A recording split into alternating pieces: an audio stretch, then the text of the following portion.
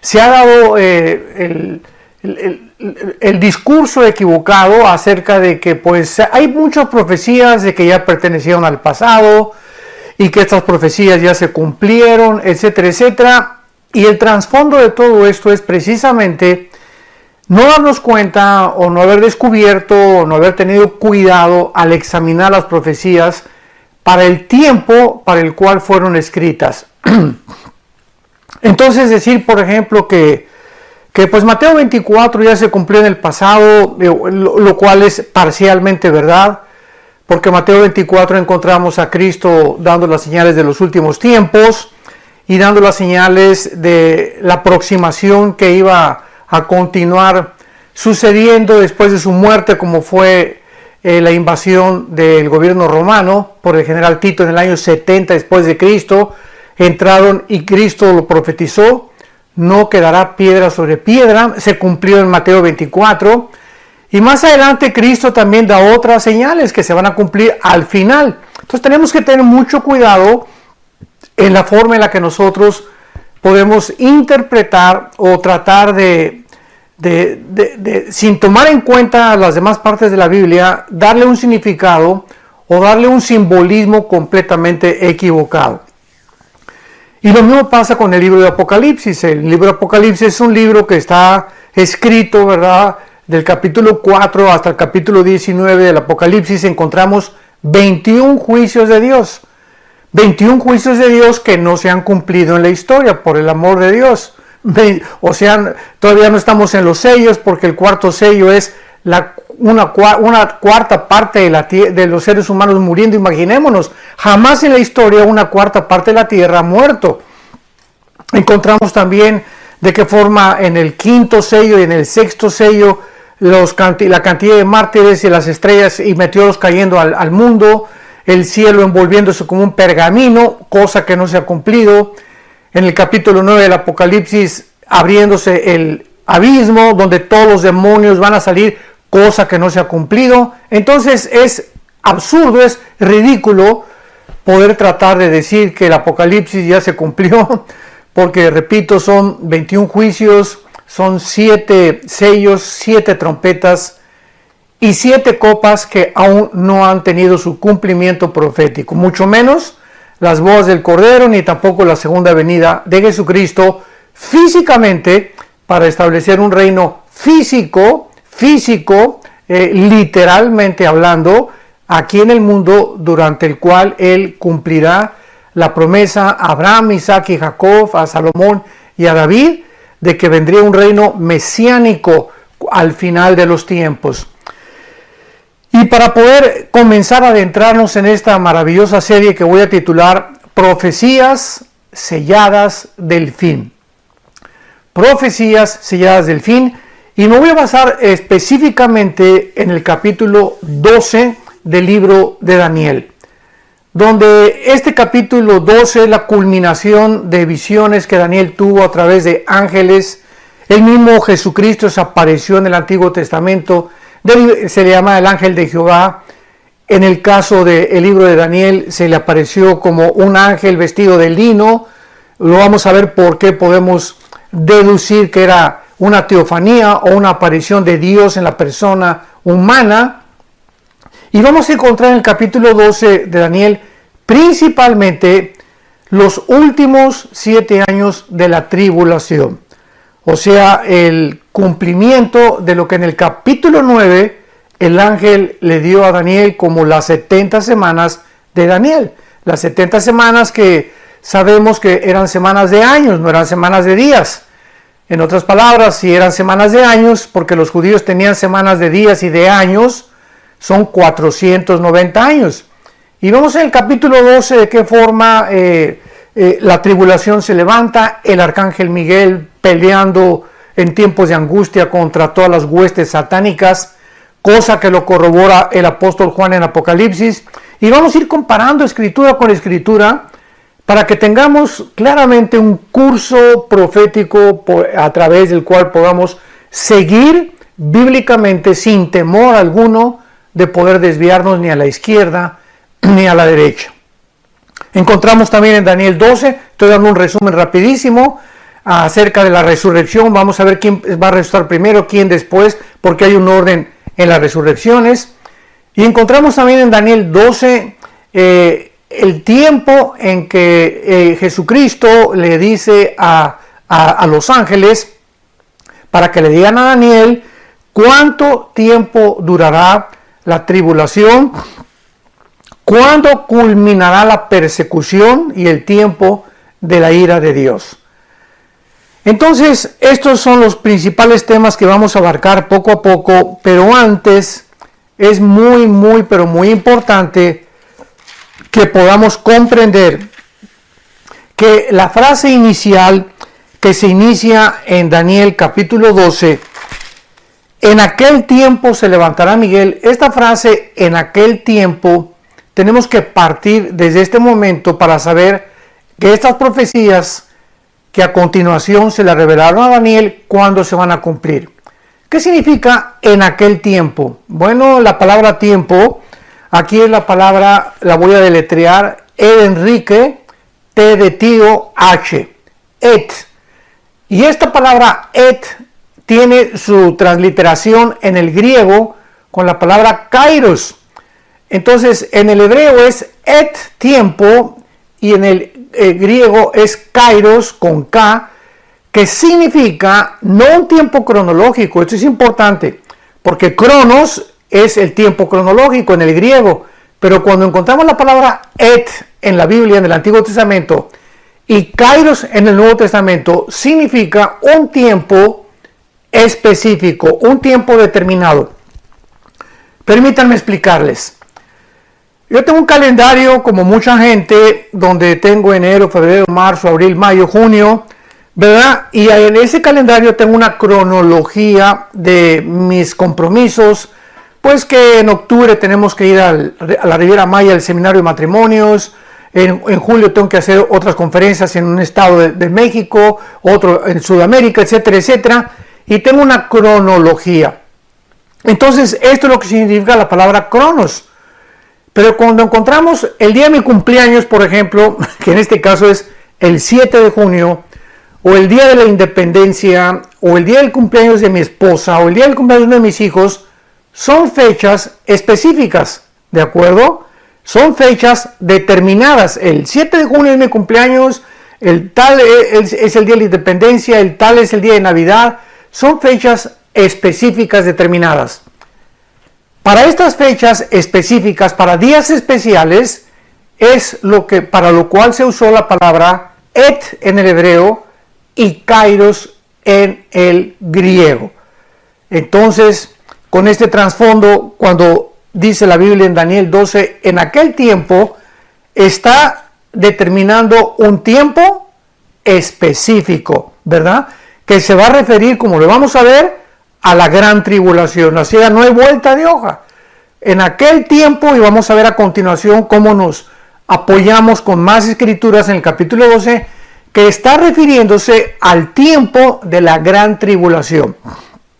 Pero vamos a ver que en el libro de Daniel, y vamos a comenzar desde el capítulo 2, a ver las frases y los pasajes donde todos se refieren, se refieren al final de los tiempos. Así que esto es muy importante para poder interpretar, porque cuando examinamos esto no tenemos para dónde hacernos. O sea, nadie puede venir a atreverse a decir un disparate, ¿no? Que esto ya se cumplió o que se va a cumplir. Vamos a ver claramente que casi el 95% de las profecías de Daniel se van a cumplir en los tiempos que estamos viviendo y después en la semana 70 de Daniel. Veamos, por ejemplo, en el capítulo 2, vamos a ir por orden. Capítulo 2 de Daniel, acompáñame, abre tu Biblia en el capítulo 2 de Daniel, versículo 28. Y dice así: pero hay un Dios en los cielos, le está hablando Daniel al rey Nabucodonosor para explicarle el sueño que tuvo. En el capítulo 2, el rey Nabucodonosor tuvo un sueño de una grande estatua gigantesca, con la cabeza de oro, el pecho y los brazos de plata, el vientre de bronce, las dos piernas de la estatua eran de hierro, y los 10 dedos de la estatua mezclados de barro con hierro, barro cocido con hierro. Y pues Nabucodonosor no sabía de qué se trataba, entonces mandó traer a los astrólogos y a los brujos, a todos los espiritistas, ¿verdad?, ocultistas del reino, porque a través de todos los siglos descubrimos en la historia que el mayor porcentaje de estadistas y de gobernantes han consultado que la bola de cristal, tienen a sus brujos, tienen a sus astrólogos, porque desean de alguna manera saber qué les depara el futuro. Y Nabucodonosor no fue la excepción. Entonces Daniel ora a Dios y Dios le revela la interpretación de lo que significaba esta estatua para el rey. No nos vamos a detener en eso, pero nada más en el versículo 28, que es lo que nos atañe en este estudio, Daniel le dice al rey: pero hay un Dios en los cielos, el cual revela los misterios. Y él ha hecho saber al rey Nabucodonosor, escuchemos con mucha atención, lo que ha de acontecer o suceder en los postreros días. O sea, Nabucodonosor, te voy a interpretar lo que significa el sueño de la estatua. Pero este sueño, esta interpretación que tú tuviste, está relacionada con los últimos tiempos.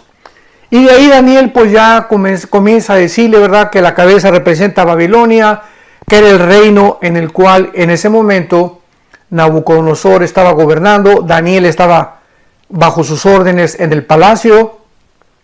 Después más adelante Daniel le dice, pues vendrá otro reino que la historia nos lo corrobora, los medos persas.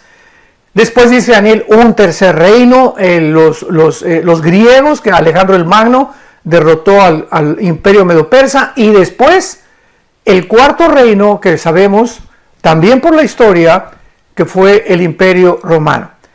Entonces es muy claro, ¿verdad?, que se cumplió la estatua, se cumplió la cabeza de la estatua, porque Babilonia cayó, los medos persas cayeron, el imperio griego cayó, el imperio romano cayó, y las dos piernas que representan Roma cayó también.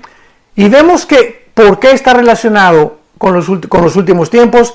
Porque los 10, esto es muy importante, los 10 dedos de la estatua del rey Nabucodonosor representan, lo vamos a ver a continuación, representan la última forma de gobierno mundial que existirá antes, esto es muy importante, antes de que Jesucristo regrese a reinar al mundo y establecer su reino mesiánico o su reino de 1000 años.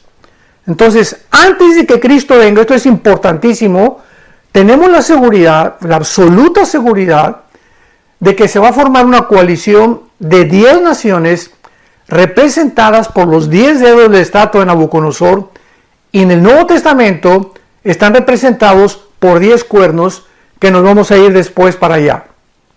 Entonces, esta es la razón por la cual Daniel le dijo al rey: este sueño que tú tienes, Dios te ha dicho lo que ha de acontecer en los postreros días. Y aquí la palabra postrero, que también es muy importante, es la palabra hebrea acharit, así como suena con ch, acharit, que siempre se usa para la frase los últimos tiempos. Así que tampoco hay vuelta de hoja, porque en el lenguaje hebreo no nos da lugar a otra interpretación paralela o para poder decir que son profecías que ya se cumplieron.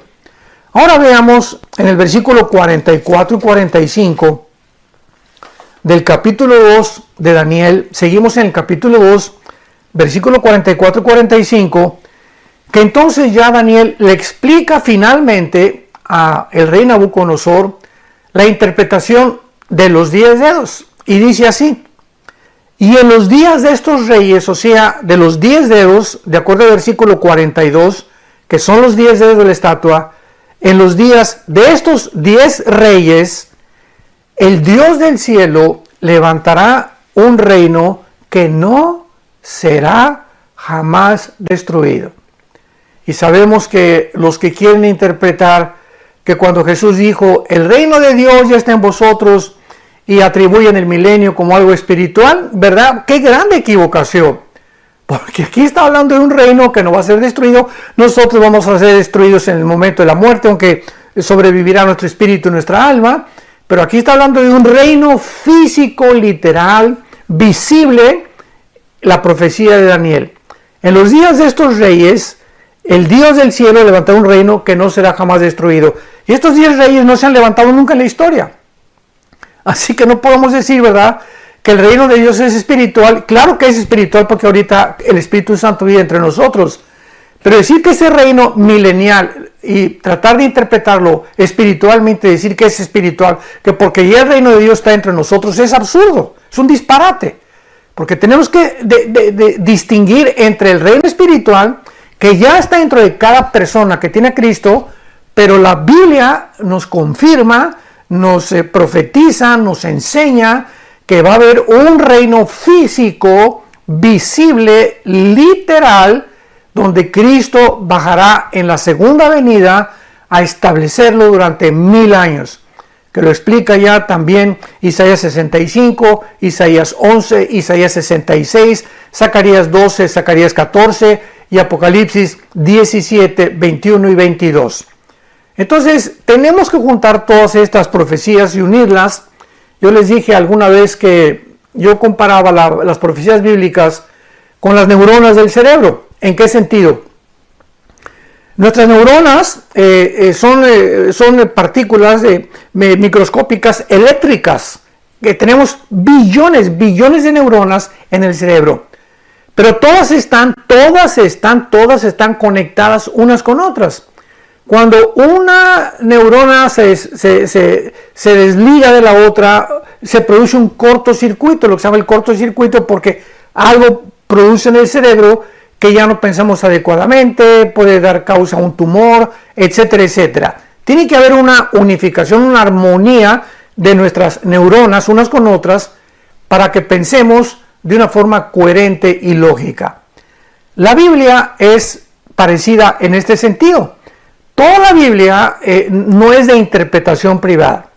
Si queremos interpretar el libro de Apocalipsis, no podemos si no tenemos Daniel, ni Ezequiel, ni Zacarías, porque son 3 libros en el Antiguo Testamento que están conectados con las profecías de los apóstoles.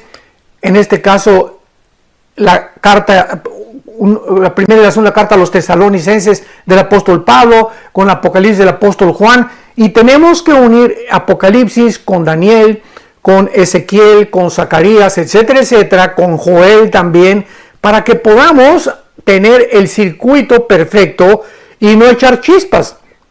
Y este es el problema cuando nos adelantamos y queremos sacar un texto fuera de contexto o no tomar en cuenta el tiempo, y caemos desgraciadamente, pues no tanto en herejías, ¿verdad? Porque hay muchos maestros de la Biblia que tienen otra perspectiva futura escatológica, como los amilianistas, que creen que el milenio ya se cumplió, que estamos ya en el milenio, que Satanás está atado ya, etcétera, etcétera, que son cristianos, son hermanos de nosotros, pero que escatológicamente están, ahora sí que lo puedo decir, reprobados con 5 de calificación, porque pueden ser muy buenos teólogos en una área, pero sin embargo en el área de la escatología están reprobados. Y esto tal vez alguien me pueda preguntar, bueno, ¿a qué es debido esto? También son estudiosos de la Biblia. En los últimos años yo he tratado de poder preguntarle a Dios y consultar en la Biblia, Señor, ¿por qué esta divergencia, estas diferencias entre hermanos que yo reconozco, son amigos míos y son grandes teólogos, ¿verdad? Puedo citar alguno, el doctor R.C. Sproul,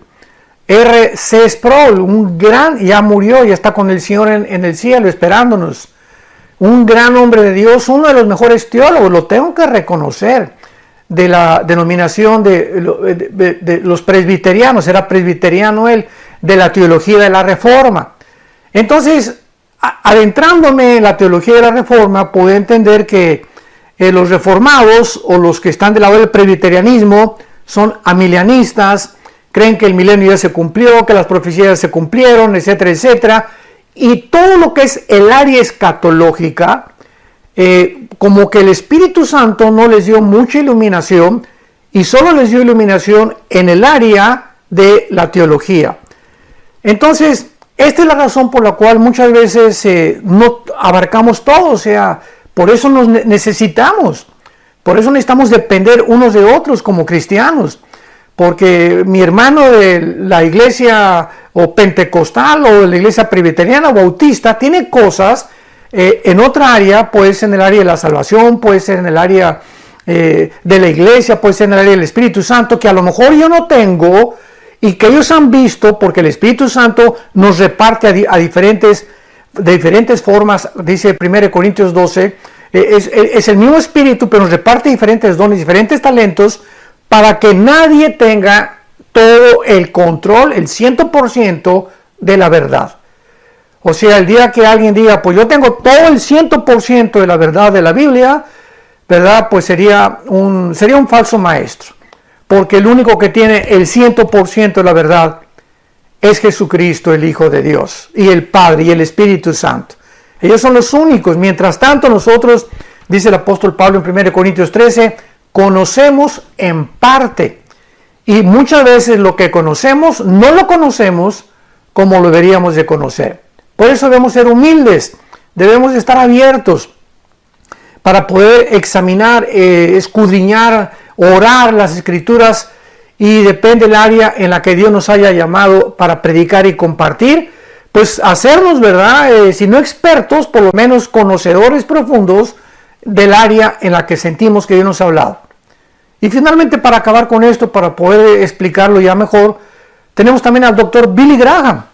El doctor Billy Graham, yo tuve el privilegio de pasar muchos días con él, tanto en Holanda, en Ámsterdam, como en su casa en Montreal, como también en México, en Acapulco, el puerto de Acapulco. Cuando él fue unas vacaciones, tuve el privilegio, mi hermano Alejandro y yo, de estar con él 3 días en su bungalow. Eso fue algo para mí impactante. ¿Y por qué lo pongo de ejemplo? Porque él fue un hombre que nada más predicó el evangelio de la gracia de Dios. Era un evangelista. Él mismo lo dijo: yo no soy teólogo, no soy escatólogo, soy evangelista. Fue el don que Dios le dio. Y oímos sus mensajes desde los años 47, 48, que él comenzó la revolución en la ciudad de Los Ángeles con los primeros mensajes evangelísticos, hasta que se murió. O escucha sus mensajes, lo único que predicaba era a Jesucristo, el plan de salvación y el evangelio de la gracia de Dios. Era todo lo que predicaba. Nunca se metió que Ezequiel y que estudiar las profecías, ni el Apocalipsis, ¿verdad? Aunque sacaba pasajes de cada libro, desde luego, para predicar. Pero fue un hombre que Dios lo llamó a ser evangelista. Otro ejemplo rápidamente es Luis Palau, el doctor Luis Palau, que también ya partió con el Señor. Yo trabajé con Luis 2 años y también tuve el gusto y el privilegio de poder estar con él y compartir con él, ¿verdad? Y fue otro hombre que fue evangelista. O sea, Luis se dedicó a predicar el evangelio de la gracia de Dios. Nunca se metió en otras ambigüedades ni en otras cosas de la Biblia, porque él también lo dijo: este es mi llamado. Entonces, con esto quiero decirles que todos tenemos un llamado. En el caso mío, de mi primer mensaje, me río todavía, y cuando lo comento mucha gente se ríe también. El primer mensaje que yo prediqué cuando yo me convertí, ¿cuál creen ustedes que fue el título? Y pues yo pienso que desde ahí ya Dios me estaba llamando para el área, aunque he recorrido, como he sido misionero, evangelista durante un tiempo, pastor y maestro, pero el área más fuerte en la que Dios me ha llamado es en la escatología y en la apologética, que es la defensa de la fe. Y mi primer mensaje se tituló La Gran Tribulación. Mi primer mensaje que prediqué fue acerca de la Gran Tribulación. Imaginemos nada más, me metí desde que me convertí al libro del Apocalipsis. Fue una pasión, y ahora sé que pues Dios me estaba llamando a eso, y a eso he tratado de especializarme cada vez más, profundizarme cada vez más, porque siento que eso es mi llamado. Y esta es la razón por la cual dedico mucho más de mis conferencias y mis estudios a el área de las profecías bíblicas. Bueno, habiendo ya dicho eso y ya teniendo un poco más de comprensión, encontramos, ¿verdad? Y nos quedamos en Daniel 2, 44 y 45, donde finalmente Daniel le dice al rey Nabucodonosor las siguientes palabras para comprobar. Estamos comprobando todos los pasajes del libro de Daniel para recordar que se mencionan que es para los últimos tiempos. Daniel 2, 44 y 45. Y en los días de estos reyes, en los días de los 10 cuernos, en los días de los 10 dedos del estatua de Nabucodonosor, Dios levantará un reino que no será jamás destruido, lo cual no ha sucedido.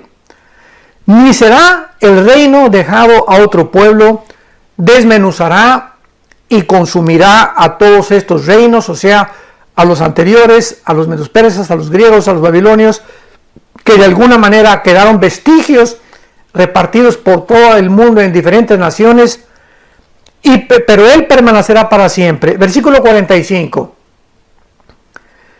Y de la manera que viste que del monte fue cortada una piedra, no con mano, la cual desmenuzó el hierro, el bronce, el barro, la plata y el oro, el gran rey, el gran Dios ha mostrado al rey. Esto es importante.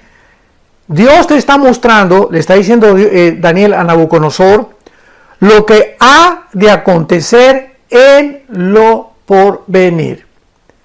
El sueño que tú tuviste, rey, la estatua que golpeó finalmente a los pies de tu sueño, que eran los dedos, y que se desmoronó totalmente todos los imperios. Esto significa que cuando venga Cristo, que está representado por la piedra, porque Él es la roca, Él siempre ha sido la piedra sobre la cual se ha fundado todo, Él es la piedra angular, el establecimiento de todas las cosas.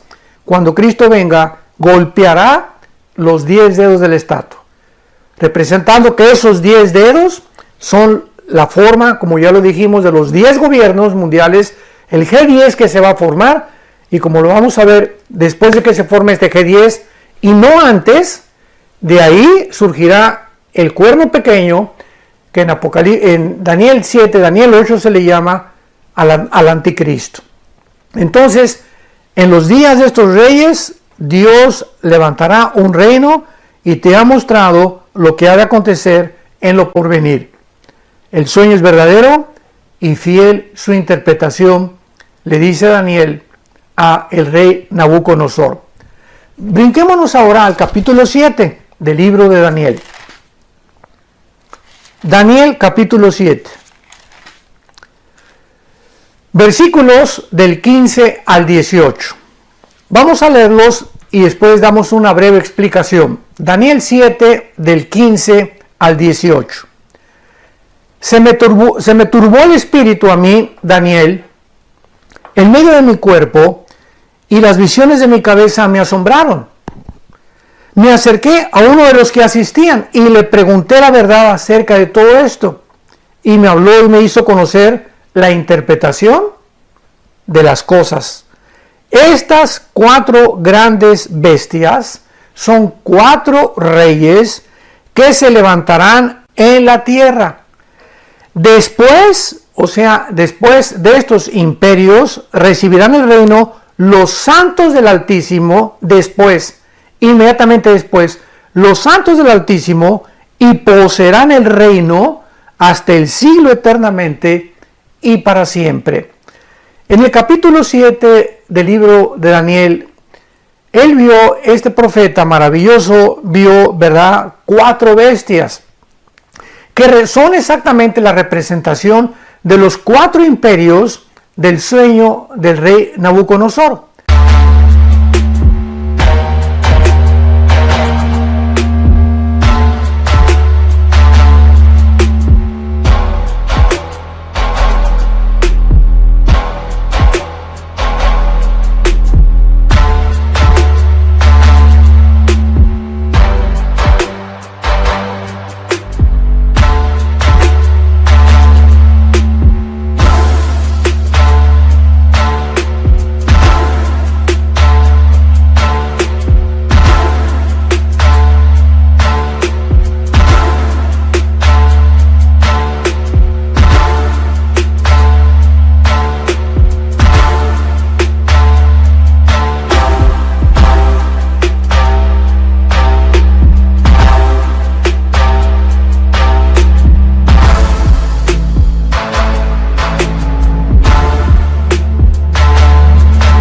La primera bestia, Babilonia, los medos persas, que es Irán, el vientre de bronce, que es Alejandro el Magno, o los griegos, y la cuarta bestia terrible, que ni siquiera el Espíritu Santo encontró un nombre para darle, que representa el Imperio Romano.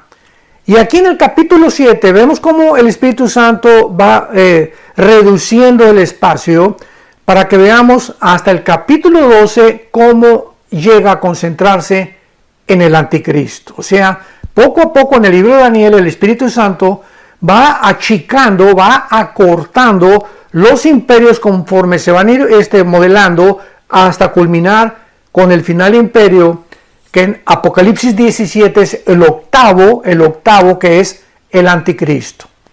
Entonces, después de que estas 4 bestias son vistas por Daniel, dice la Biblia en el versículo 9 que cuando él estaba mirando todas estas visiones que no entendía, vio una visión de Dios. Esto es increíble. Daniel estuvo viendo una visión del trono de Dios. Y vemos en el versículo 9 que dice, cuando estaba mirando, fueron puestos tronos. Él vio cuando se colocaron los tronos. Y se sentó un anciano de días, que es Dios. Así se le llama muchas veces, no porque esté viejito, simplemente es un título para que lo entendamos nosotros, que significa su eternidad. El anciano de días, o sea, la eternidad de Dios. Cuyo vestido, vean cómo describe Daniel a Dios, como un anciano vestido de blanco como la nieve, el pelo y su cabeza como lana limpia, su trono llama de fuego y las ruedas del mismo fuego ardiente, un río procedía de fuego y salía de delante de él, y millares de millares en el hebreo es millones de millones le servían delante de él. Y el juez se sentó y los libros fueron abiertos. ¿Qué visión tuvo Daniel de Dios? De los últimos tiempos. Porque vemos hasta Apocalipsis capítulo 20, versículo 11 al 15, cuando los libros fueron abiertos. O sea, lo que vio Daniel 600 años antes que el apóstol Juan en el Apocalipsis, los dos coinciden perfectamente bien. Y así sabemos que la visión que tuvo Daniel se está refiriendo a los últimos días. ¿Y qué es lo que en el capítulo 20 de Apocalipsis, versículo 11 al 15, vemos? El juicio del gran trono blanco. Aquí en esta visión vemos que fueron puestos tronos, pero en el capítulo 4 de Apocalipsis dice Juan que vio tronos y ya 24 ancianos sentados que representan a la iglesia. Y en el capítulo 20 de Apocalipsis encontramos que fueron abiertos los libros, y esto es cuando se han abierto los libros, es porque Dios está ya listo para juzgar a la humanidad. ¿Cuándo será esto? Al final del reino milenial, del reino mesiánico o del milenio. ¿Y cómo lo sabemos? Porque en Apocalipsis 20, 11 en adelante dice, y la tierra desapareció delante del trono de Dios. Y sabemos que durante el milenio la tierra va a existir, va a haber pecado. El hombre de 10 años, de 100 años, perdón, dicen en Isaías 65, 66, que va a morir alguien que peque de 100 años. Un niño de 100 años puede morir porque a los 100 años será un joven todavía. Va a haber rebelión al final del milenio, Apocalipsis 20, y hasta que el juicio sea llevado a cabo, que es el juicio de los incrédulos, el juicio del gran trono blanco, Apocalipsis 20, del 11 al 15, después de este juicio serán creados los cielos nuevos y la nueva tierra, donde ya no habrá dolor, donde no habrá tristeza, donde no habrá muerte, porque en el milenio habrá muerte, y donde estaremos ya en el estado perfecto por toda la eternidad. Apocalipsis 21 y Apocalipsis 22, la eternidad. Entonces, esta es la razón por la cual Daniel se confunde, y vemos que uno de los que lo asistían a Dios, de los millones que tenían ahí, fue el que le dijo en el versículo 15 que acabamos de leer, Daniel 7, versículo 15, se me turbó el espíritu, después de esta, imaginémonos, se me turbó el espíritu, estaba confundido. y en medio de mi cuerpo y las visiones de mi cabeza me asombraron. Y me acerqué a uno de los que asistían. Ahí estaba Daniel. Fue llevado en el espíritu al cielo. Y de los millones ni siquiera le dejaron acercarse a Dios. Se acercó a uno de los que asistían a Dios, que sabemos que son los ángeles, los millones de ángeles que Dios tiene a su servicio. Y se acercó Daniel a uno de estos ángeles, como dice aquí, y entonces le preguntó a él, versículo 16, ¿qué es esto? O sea, ¿por qué están abriéndose los libros? ¿Qué es lo que está pasando aquí? Y me hizo conocer la interpretación de las cosas. Y entonces ya el ángel le dice a Daniel, versículo 17, estas 4 grandes bestias que tú viste al principio son 4 reyes, después recibirán el reino los santos del Altísimo y poseerán el reino hasta el siglo eternamente y para siempre. No quiero dejar de pasar esto que es importantísimo. Daniel vio en este capítulo 7 4 bestias, ¿verdad? Vio en primer lugar, dice el versículo 4, estamos en el capítulo 7, a un león que representa a Babilonia, un oso que representa a Irán o a los medos y a los persas, el leopardo, versículo 6, que representa las conquistas veloces, repentinas, estratégicas de Alejandro el Magno, y número 4, la cuarta bestia, de donde vemos más adelante que de ahí, de esa cuarta bestia, o sea, del Imperio Romano, salió un cuerno pequeño. ¿Por qué le dice el ángel que después de estos 4 reyes vendrá el trono de Dios, o vendrá el reino milenial de Jesucristo establecido en la tierra, cuando sabemos que son 10 reyes los que en el capítulo 2 se van a mencionar? Y vamos a poder entender esto si lo leemos en el capítulo 13 del libro del Apocalipsis. Vean ustedes la consistencia de la Biblia, es impresionante, asombroso. Solo Dios pudo inspirar este libro maravilloso. Dice Apocalipsis 13, versículo 1. El apóstol Juan está escribiendo: me paré sobre la arena del mar, y recordamos que Juan se encontraba ¿en dónde?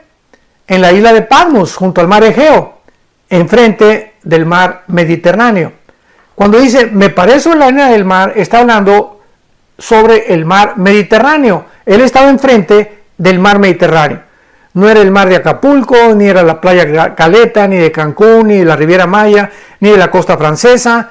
Él se paró y estaba junto al mar Mediterráneo, dándonos a entender claramente que la bestia que va a surgir ahorita va a surgir del área del mar Mediterráneo. Esto es importantísimo. Son detalles muy aparentemente muy pequeños que Dios nos los deja como piedras preciosas para que podamos nosotros tener una guía, como un mapa acerca de toda la revelación maravillosa que el Espíritu Santo nos quiere dar. Me paré sobre la arena del mar y vi subir del mar una bestia, o sea, esta bestia sabemos que es el anticristo. Aquí me he vuelta de hoja. Entonces vemos que el anticristo surge del área del mar Mediterráneo, no de Inglaterra, no del mar Atlántico, no del mar Pacífico, no del mar Caspio, no del mar Negro, del mar Mediterráneo. De ahí surge la bestia o el anticristo. Pero lo importante es lo siguiente. Y dice Juan, tenía 7 cabezas, que después lo vamos a ver, que representan los 7 imperios desde Egipto, Asiria, hasta el Imperio Romano. Ha habido 7 imperios en la historia, lo vamos a ver, que tenía 7 cabezas y 10 cuernos, que son los 10 cuernos que representan los 10 dedos de la estatua de Nabucodonosor, como lo sabemos. Versículo 2. Y la bestia que viera semejante a un leopardo. ¿Por qué se le compara con un leopardo? Porque si nos vamos al libro de Daniel, el leopardo representa al imperio de Alejandro el Magno, que fue el tercer imperio que le reveló Dios a Daniel, y que en la estatua de Nabucodonosor representa el bronce o la plata, el metal, del bronce bruñido. Entonces Alejandro el Magno representa el tercer imperio. Primero fue Babilonia, los medos persas, recordamos, estamos recordando esto. Después el imperio griego, que fue el vientre, y las piernas de hierro, que fueron Roma.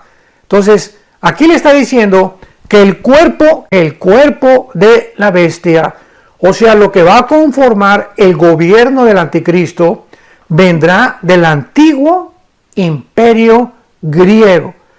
Y el antiguo imperio griego, recordamos que fue absorbido por el que siguió, que fue el imperio romano. Entonces vemos que el gobierno del anticristo va a estar conformado de 10 naciones que hayan surgido o que hayan formado parte del antiguo imperio romano, y entre estas fue Grecia.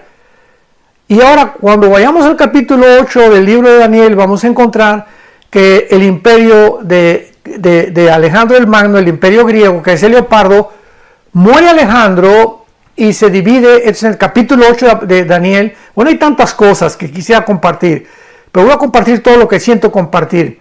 El imperio de Alejandro el Magno, en el capítulo 8 de Daniel, se divide en 4 diferentes estados. Y los 4 generales de Alejandro el Magno se reparten el imperio griego en 4 partes. Fueron Egipto, Grecia, Asiria y todo lo que es Turquía. Grecia, Turquía, Egipto y Asiria. En estas 4 entidades, las 4 divisiones del imperio griego fueron repartidas. Y el capítulo 8 de Daniel dice que de una de ellas, ¿verdad?, surgirá el anticristo. Que me adelanto para decirles que fue Asiria. Por eso al anticristo se le llama en el capítulo 10 de Isaías, en el capítulo 31, en fin, el asirio. Porque de esa parte del Medio Oriente surgirá la persona del anticristo. No va a surgir de Roma, ni de París, ni de tampoco de España, ni de México, ni de Estados Unidos. El anticristo surge bíblicamente de una de las divisiones del imperio griego, que fueron 4, repito, y que en este caso quedó Asiria. Después de estudiar Daniel 8 lo podemos ver. Entonces vemos que el cuerpo de la bestia, capítulo 2, estamos en el capítulo 13 de Apocalipsis, tenía la forma de un leopardo, o sea, parte de Egipto, parte de Asiria, parte de Turquía formarán parte o serán naciones que ya nos adelantamos que formarán parte del G10. Entonces podemos mencionar naciones del Medio Oriente que ya sabemos que van a formar parte del gobierno del anticristo. Y dice la Biblia, y los pies como de oso. El oso es Irán. En el capítulo 7 del libro de Daniel, el oso representa a el segundo imperio mundial en la estatua de Nabucodonosor, que es Irán, que es el pecho, ¿verdad?, de plata. Oro Babilonia y la plata Irán, el bronce Grecia, Alejandro el Magno. Entonces vemos que los pies de la estatua de la bestia eran de Irán, o sea, el oso. Esto representa que Irán tendrá la movilidad del gobierno del anticristo. Y esto es interesantísimo porque sabemos que ahorita una de las más grandes, si unimos ya los cabos con los acontecimientos mundiales, sabemos que Irán está ahorita amenazando el Medio Oriente y está tratando de atacar a Israel, y es respaldado ya por Rusia y por China también y por Turquía. Increíble que Turquía representa, ¿verdad?, en el Antiguo Testamento a Togarma, y lo vamos a ver después en Ezequiel capítulo 38. Pero todas estas naciones ya están amalgamadas, ya hay una conformación, una alianza, donde ya podemos ver claramente que el rompecabezas de la Biblia, comenzar a poner todas estas piezas en orden, nos va dando un cuadro perfectamente bien, donde faltan las últimas pinceladas, que vamos a ver en el próximo estudio. Estoy seguro que esto va a ser de mucha bendición para todos ustedes, porque estamos adentrándonos ya en las profecías selladas para el tiempo del fin. Que Dios te bendiga, y continuamos recordando que Jesucristo está a la puerta. Ya está tocando Jesucristo, que ya viene por nosotros. Nos está diciendo, prepárense para que sean tomados por dignos de escapar. ¿De escapar de qué? Pues de la tribulación. Lucas 21, 34 en adelante. Para que sean dignos de escapar de las cosas que vendrán sobre el mundo. ¿Estás tú listo? Si no estás tú listo, invita a Jesucristo como tu Señor y como tu Salvador. Pídele perdón por tus pecados y de aquí en adelante, la corta vida que Dios nos ha dado, prométele a Dios. Dedícale los últimos días, los últimos meses o años que Dios nos dé para que podamos conocerle, servirle y adorarle en espíritu y en verdad. Que tengas mucha paz. Bao đêm đợi chờ mưa rơi, lòng trời vơi như giữa biển khơi, cánh chim bể nhau tung bay, người đầu hay ta không oán trời. Bao năm tình yêu chưa phai, giờ chia hai đôi lứa lạc nhau, lối gió số phận đã không an bài bền lâu. Người đi về đâu sao em không lưu luyến nữa, ôm thêm bao nhiêu đắng cay, không chỉ sau này mình còn gặp được